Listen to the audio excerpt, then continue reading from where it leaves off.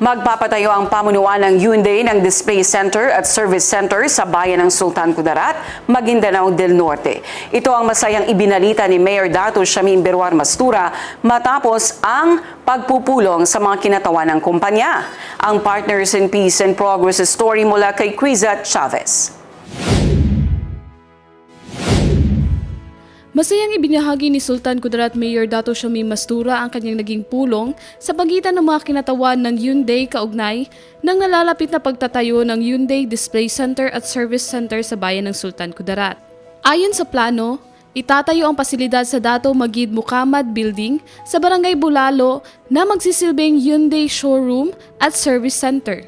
Layunin itong maghatid ng mas malapit, maaasahan at dekalidad na serbisyo para sa mga residente ng bayan at mga karatig lugar. Inaasang magdudulot ang proyekto ng iba't ibang benepisyo sa komunidad bilang paglikha ng mga bagong trabaho, pagpapalakas ng lokal na ekonomiya, at mas madaling access sa sasakyan at after-sales services.